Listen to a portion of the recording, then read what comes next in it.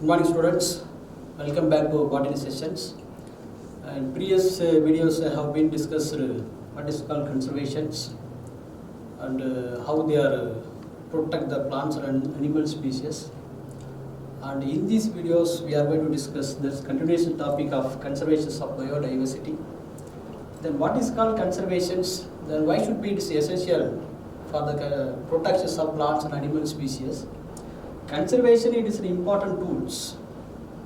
If you follow the conservation, definitely it will reduce the loss of certain biodiversities.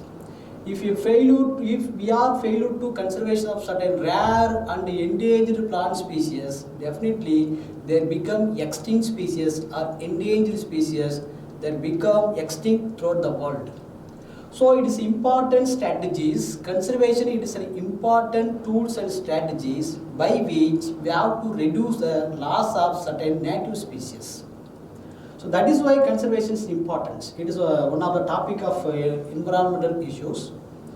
Generally, conservations it is classified into two types. One is in situ conservation.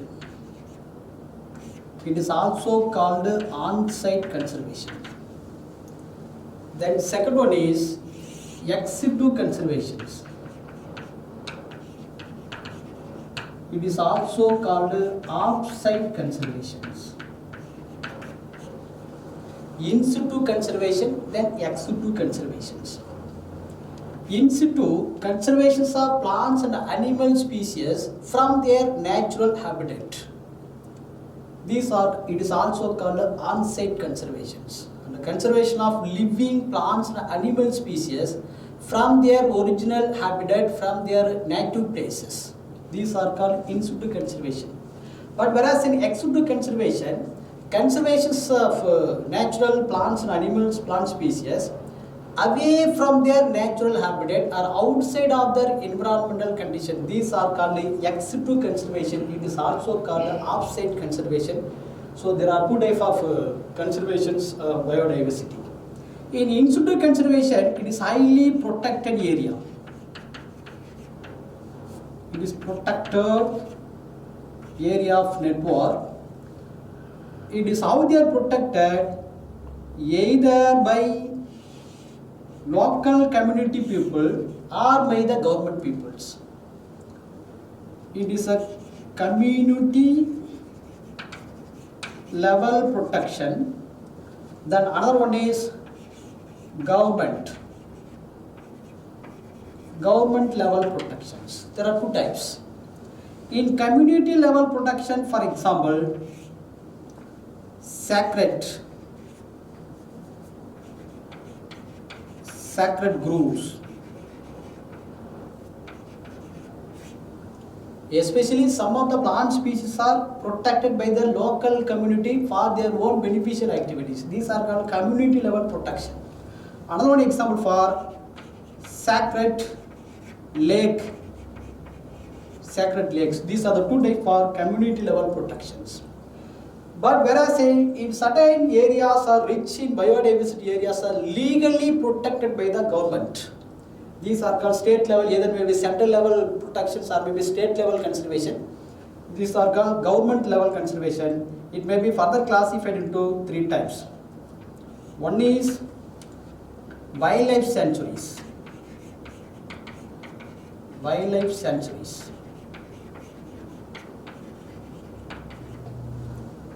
Then second, national park.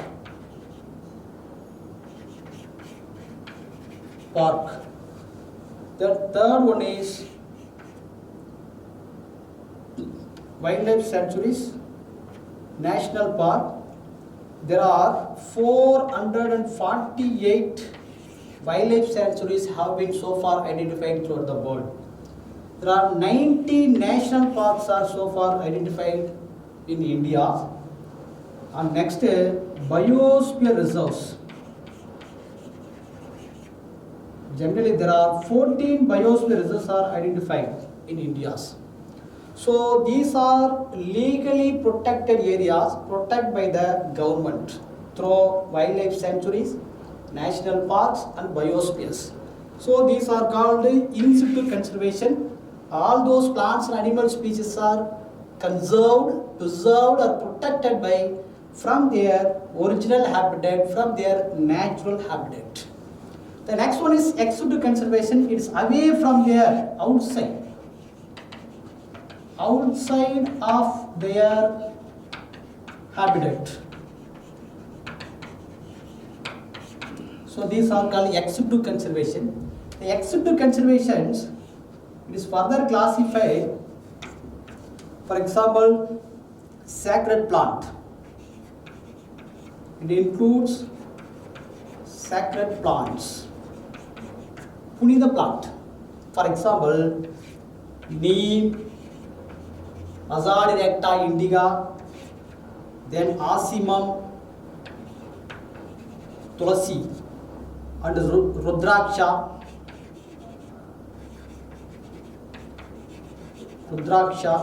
So these are the examples for sacred plant and also home garden. This includes ex situ conservations.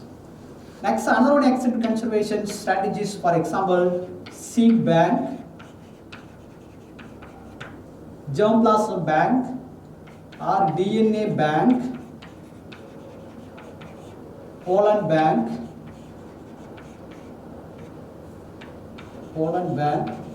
cryopreservation,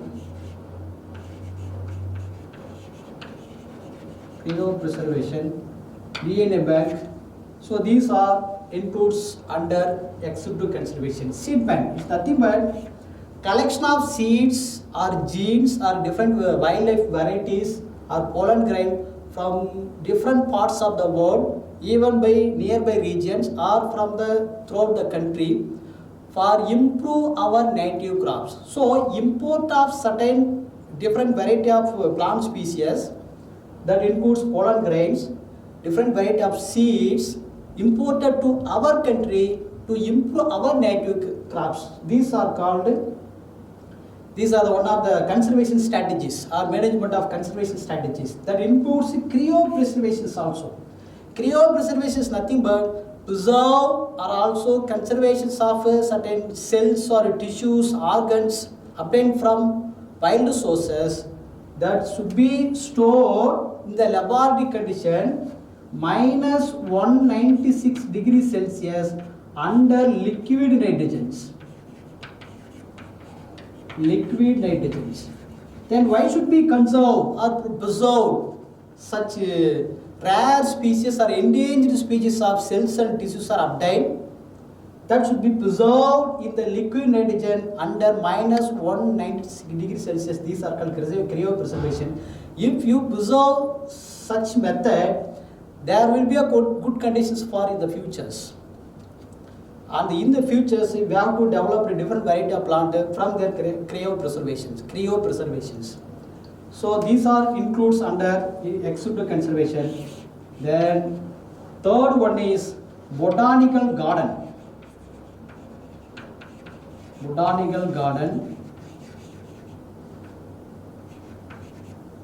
Zoological park,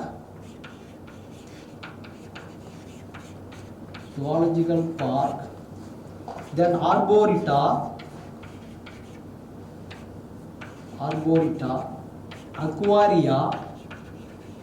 So these are another example for ex situ conservations.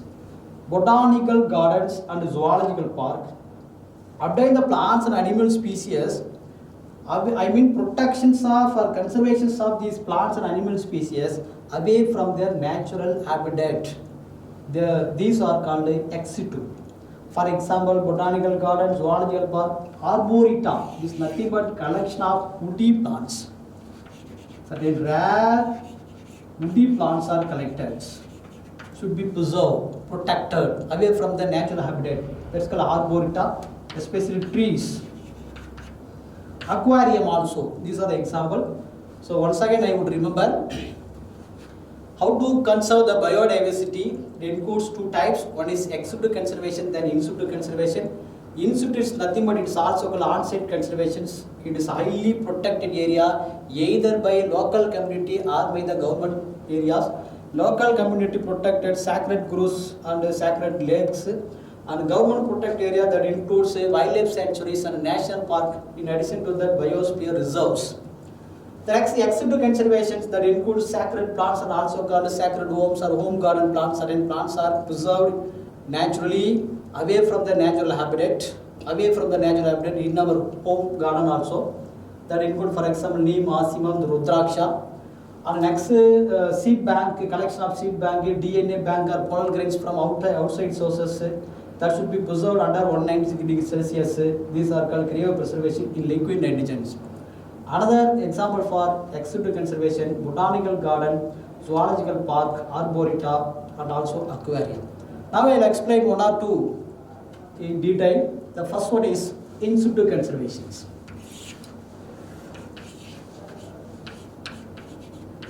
In situ, it is also called on-site conservations. Conservations and management of genetic resources. Conservation and management of certain rare genetic resources under from their natural habitat. Habitat, it is a place where the plants and animal species are living together. These are called habitat. So it is a management of conservations. Certain rare and genetic species are from their natural habitat. That includes living plants and animal community also preserved, and they are already existed habitat areas. For example, certain forest trees also protected from their original habitat. Certain medicinal plants, rare and endangered medicinal plants, and aromatic plants, aromatic spices, aromatic plants also preserved from their natural habitat. These are the example for in situ conservation. But it is generally carried out by two ways. Is how this type of protection, this type of conservations are naturally carried out by, one is community level protection. Second one is state level conservations. State level conservations. See, in community level protection, for example, sacred groves, and also sacred lake. State level conservation that includes national park, includes national park. For example, Periyar National Park in Kerala. These are the state level conservations. Then biosphere reserves. The biosphere reserves where there's globally it is a place of where the rich plants and animal species are existed. These are called biosphere reserves. So far, there are 14 biosphere reserves are identified. There are 14 biosphere reserves are so far identified. The third one is wildlife sanctuaries.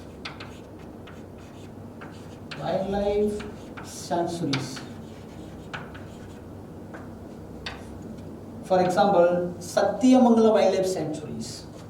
So far, there are 448 wildlife sanctuaries are identified. So these are called state level conservations. Especially the state level conservations, these are called legally protected area. I mean, ecologically unique and also biodiversity rich areas, rich sources of or rich wealth of living and plant species are where they existed. These are called biodiversity rich areas. These areas are legally protected as in the form of national park and also biosphere reserves and wildlife sanctuaries. So some example of national park and biosphere wildlife sanctuaries. For example, one is Meghamalai Hills. Meghamalai Hills, Kotagiri. Where is located Kotagiri? Meghamalai Hills. Then second,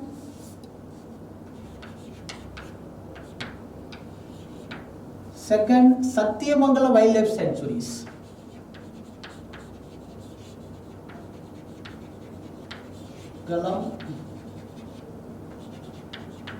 Wildlife Sanctuaries. Where is it? Erode, Satyamangala Wildlife Sanctuaries.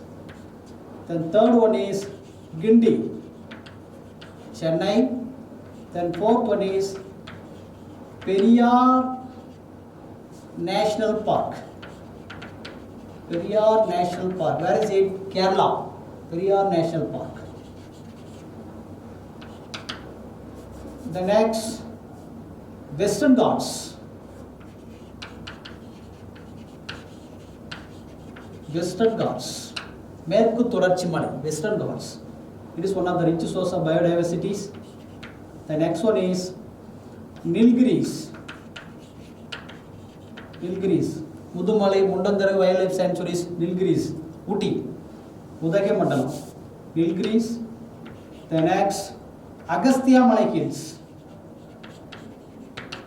Agastya Malai Hills.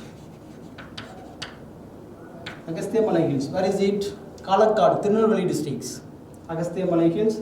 Next, Gulf of Mannar Wildlife Sanctuaries. So these are the certain example of national parks, biosphere and wildlife sanctuaries. These are legally protected area by the government level or also state level conservations. Among these last three, Nilgiris, Agastya Malai Hills and Gulf of Mannar Wildlife Sanctuaries, these are the biospheres. These are the located in our state. These are the biosphere reserves located in our state. So the next we are going to discuss sacred groves. The next, community level protections. For example, sacred grove. The sacred grove is nothing but it is a patches or groups of cultivated trees. Patches or groups of cultivated trees. These especially protected by local community people based on a strong religious belief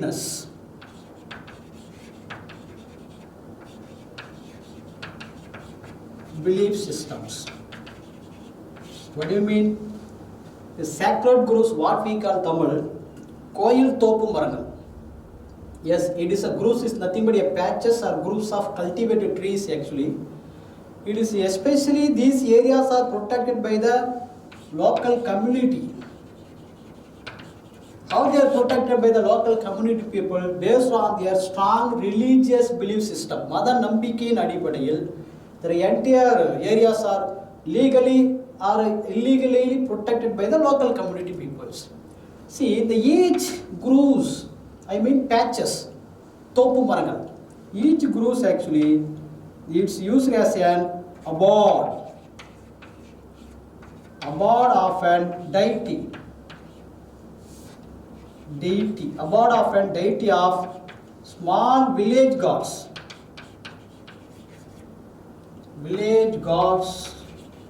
For example, Ayyanar and Amman.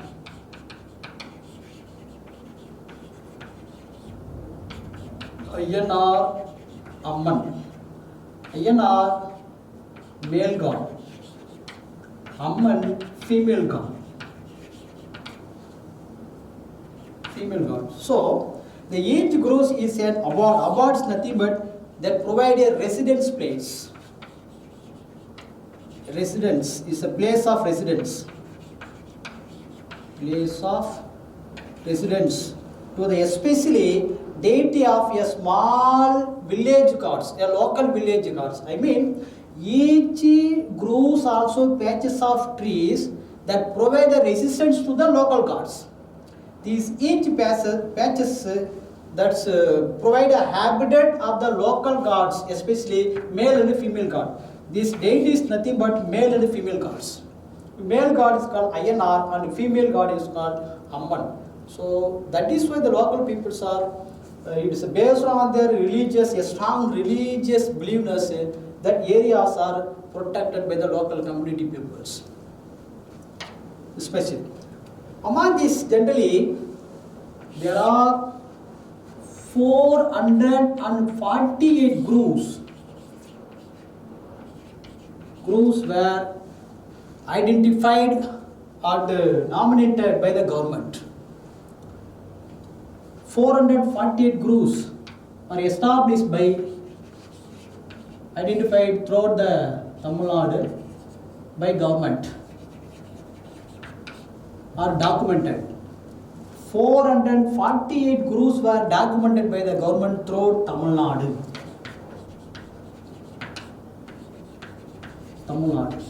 Among these 448, there are 6 groves. 6 groves were taken up for the detailed floristic and phonistic studies. 6 groves were taken up for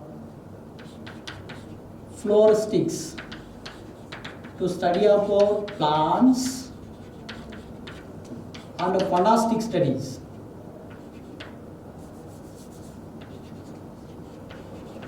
Phonistic, nothing but animal species.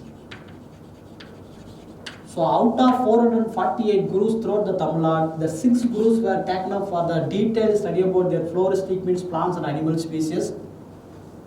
What are the 6 gurus? Then first one is Banangudi Chola.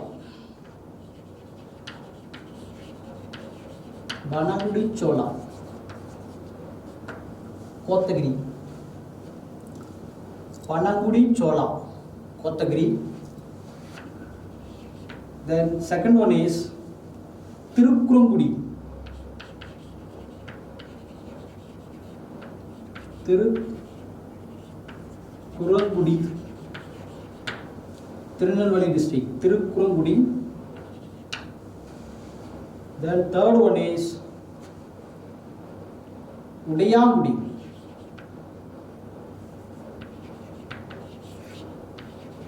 Udayangudi Kadu.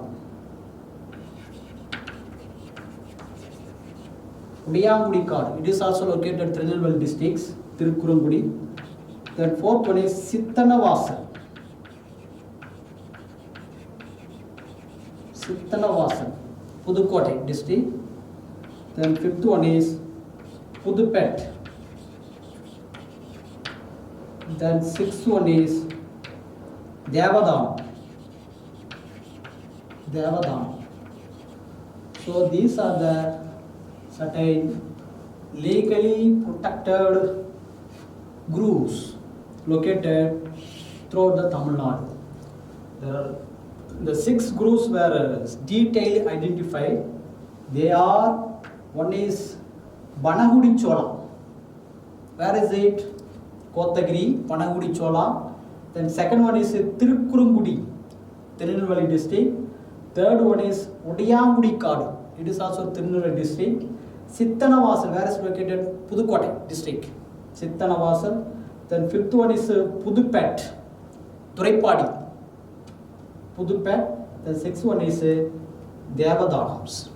So if you are protected by these 6 groves or groves areas or sacred groves by the community people, it provides ecosystem services to the neighborhood. It provides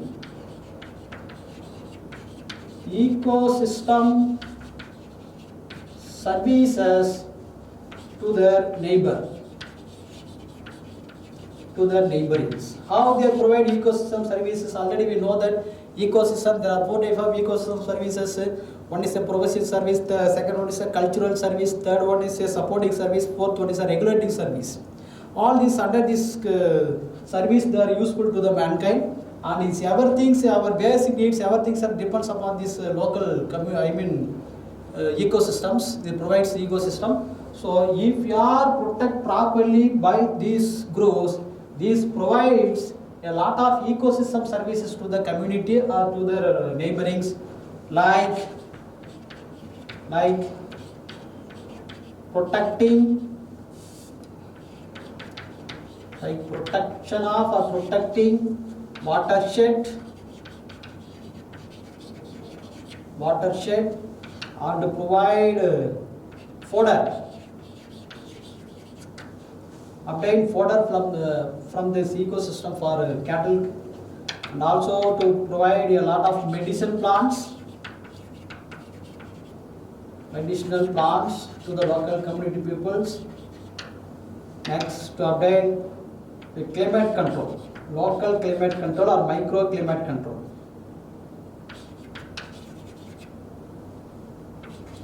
Controls. So these are the benefits are provided by these groups if you are take care of these groups. The next, ex-situ conservations. Second, ex-situ conservations. It is nothing but ex-situ conservation is a conservation method where the plants, materials or animals are conserved or protected outside from their natural environmental conditions.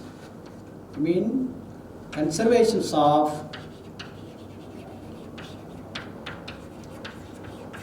plants or animal species outside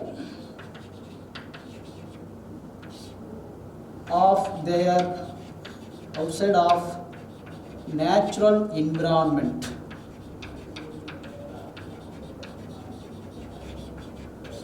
These are called ex-situ conservations. Away from their natural environment. These are called ex-situ conservation. It includes, for example, botanical garden. There are 90 botanical gardens so far identified throughout Tamil Nadu, throughout India. The botanical garden, zoological park,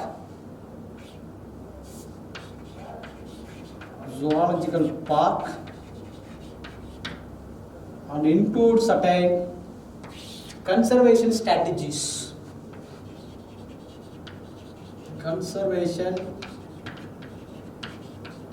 Strategies.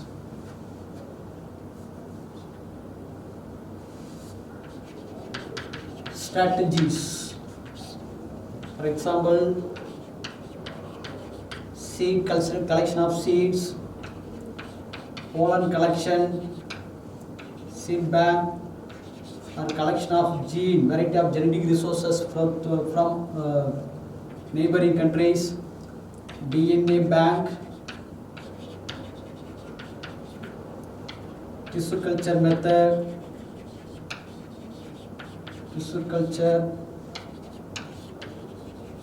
cryopreservations, then in vitro method. So these are the certain conservation management strategies through which certain rare and endangered species have been protected by these methods. I mean, collection of certain rare species or endangered species or also extinct species materials are collected from outside part of the world. Collection of pollen grains from the different parts of the world. Genes, different varieties of genetic resources also collected. That's stored in the bank. That's called DNA is obtained from desirable plant materials. Obtain of gene from a desirable plant materials that should be stored in a viable condition within the laboratory condition. These are called DNA bank. Tissue cultures. It's nothing but under artificial methods.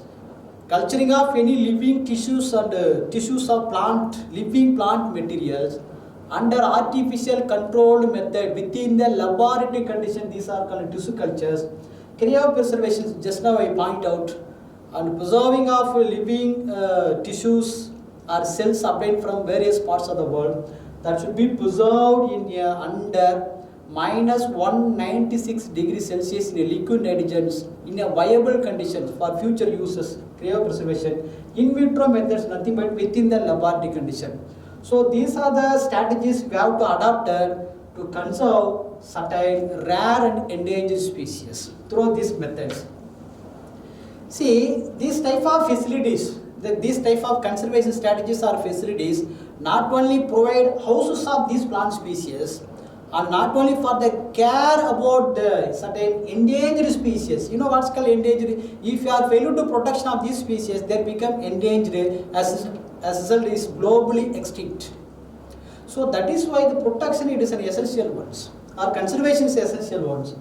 And these are the strategies not only provide for the houses of the species and also not only for care about these endangered species, it is also used for the educational purpose and also recreation value to the society, to the local peoples or local community.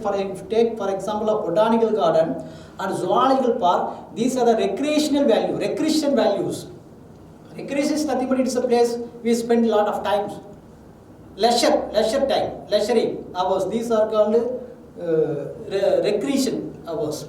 So these areas are used as a recreation along with the educational value, especially to their local peoples or local community or to the society.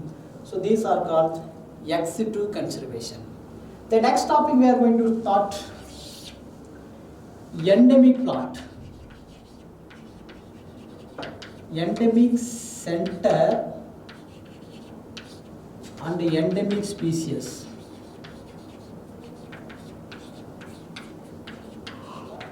Endemic species. You know what is called endemism, what is called endemic center and endemic species.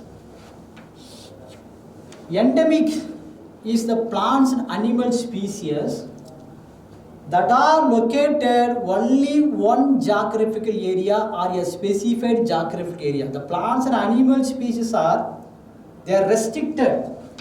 Any species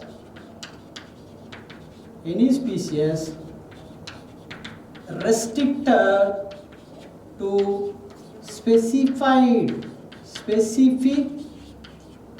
geographic area.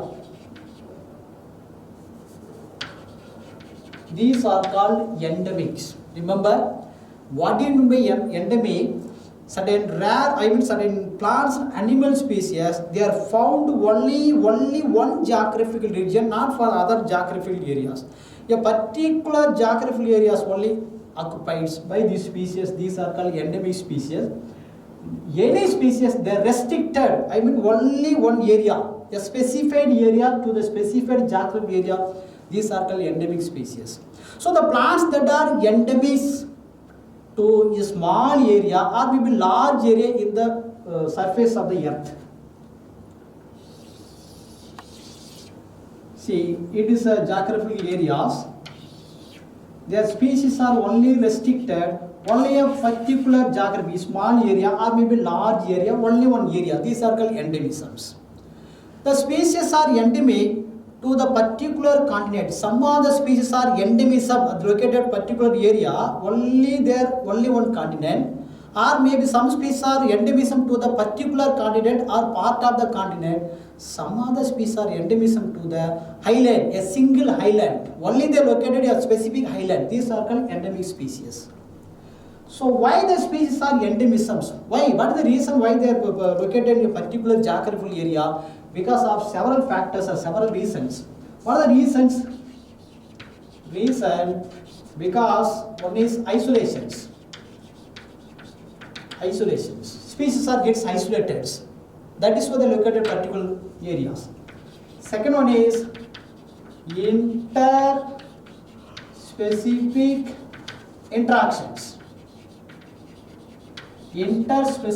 interactions. Then third one is seed dispersal problem. Seed dispersal problem. Then fourth one is specificity, site specificity, particular only located particular local environmental condition. There should be adapted only particular local environmental condition. That is why they are endemisms. That is called site specificity. Apart from that, ecological problems, environmental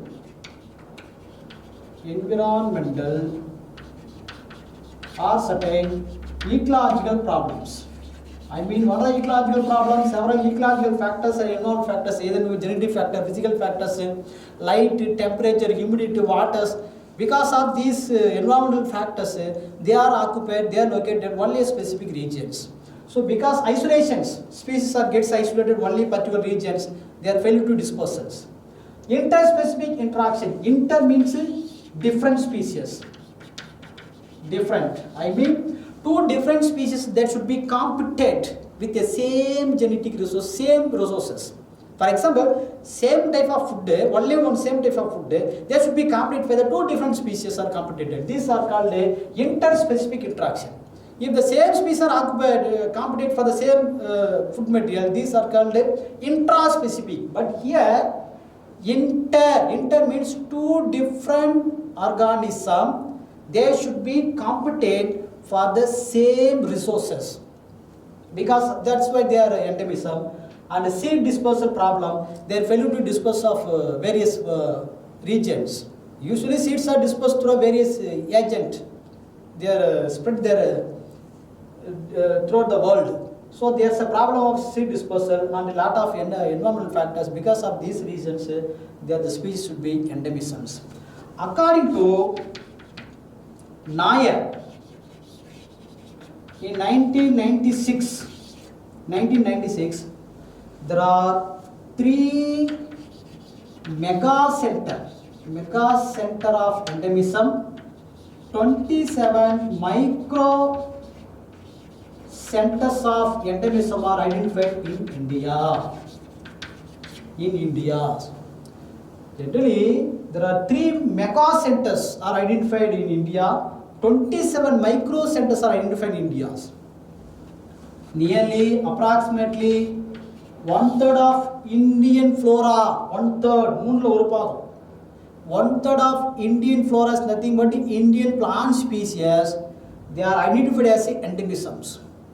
I mean, they are located only in particular geographical regions, identified endemisms, and they are widely distributed and only a restricted area, not widely, restricted, found only restricted plant species and distributed 3 major geographical region in India. 1/3 of plant species are distributed 3 major geographical regions. What are the 3 major geographic region? One is Indian Himalaya.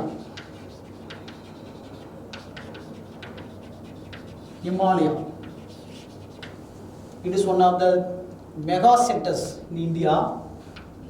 Second one is peninsular India. Peninsula. Nothing but Western Ghats. It is a rich source of biodiversity. Peninsula.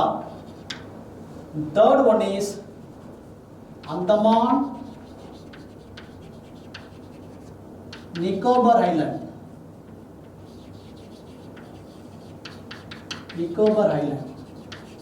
So these are the 3 major mega centers are identified by Nair in India.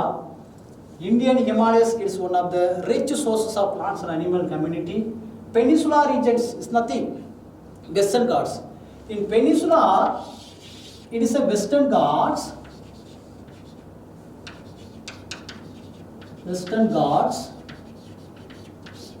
Among these Western Ghats, among these 3, the Western Ghats are also Peninsular India and Western Ghats have the high concentrations of endemic species are found in this, especially this Peninsular India or Western Ghats. Peninsular India, it is a mega centers. It includes 3 micro centers, micro endemic center. One is Northern Western Ghats, second one is Center Western Ghats, the third one is Southern Western Ghats. Southern Western Ghats. So Western Ghats, it is one of the 3 major geographical area, mega centers. Among these, it includes 3 micro centers: Northern Western Ghats, Center Western Ghats, and Southern Western Ghats. So these 3 centers actually occupied 1/3 of the Indian flora is occupied these 3 regions in our countries. Among these 3, Peninsular India, especially particularly Western Ghats, are one of the rich sources or high concentration of endemic species. See, most of the endemic species are identified as a herbaceous plant species. Major or most of the endemic species are identified as a herbaceous plants, herbs. It's nothing but soft plant, not a shrubs, not a trees. Maximum 80% of the herbaceous plants are identified as a herbaceous, endemic species are identified as a herbaceous plant that belongs to the family. That belongs to the families, for example, Apiaceae family, that second Orchidaceae family, the third one is Asteraceae, then fourth one is Poaceae family. These maximum herbaceous plant species are belongs to these 4 families, maximum endemic species. One is Apiaceae, Orchidaceae family, Asteraceae family, the next one is Poaceae family. Then certain example for endemic species, certain important example for endemic species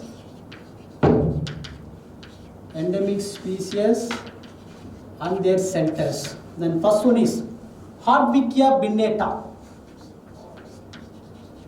Hardwickia binnata. It is commonly called Indian blackwood. Indian blackwood. It is a tree. That's located particular geographical area. I mean Peninsular India. Peninsular India is nothing but Western Ghats along with North India. It is also located in North India. So they are particularly located in the Peninsular India, Western Ghats and North India. This species Hardwickia binnata, its by name, commonly called Indian blackwood. The second one is Bentinkia kandapana. Bentinkia kandapana. It's commonly called Kandapanai or Hill Areca net. Hill Areca net. I mean Kottapak. Hill Areca net. Hill regions. Bentinkia kandapana. What we call Tamil Kandapanai. Hill Areca net. It is also tree. Where is located? Western Ghats in Tamil Nadu and also Kerala. Then second one species, third species, Nepenthes cassiana. Nepenthes cassiana. What is the habit? Actually, it is a lianas, climbers. It is a climbers. It's not a tree. Nepenthes cassiana. It is nothing. Indian Nepenthes plants. Nepenthes khasiana. Where is located? Khasi Hills. Khasi Hills and Meghalaya. Khasi Hills and Meghalaya. It is these are the endemic centers. These are the habit. It is a binomial of endemic plant species. Then fourth one is Agastya Malay passiflora. Agastya Malay passiflora. It is a tree. Where is it? Is a endemic, specified endemic to the peninsular India. Peninsular India, nothing Western Ghats. Western Ghats. Then fifth one is Beccaria species.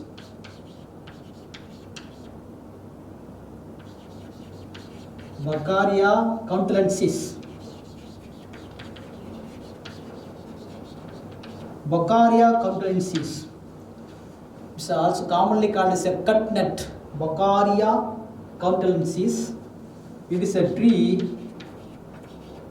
It is endemic to North Western Ghats.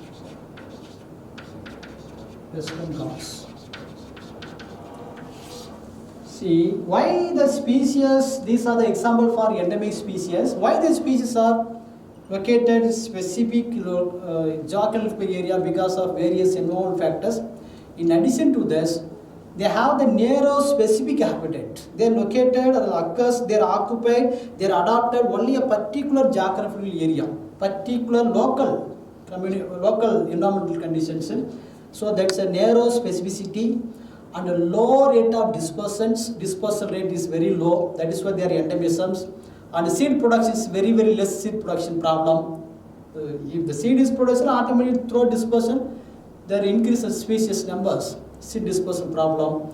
And less viability, they do not viable for the long duration, less viability. And human interference, that is also major problem, the species are endemism, human interference. Manida Talayidigal, Alithal. Destruction of our own beneficial activities to destruction of certain rare and plant species.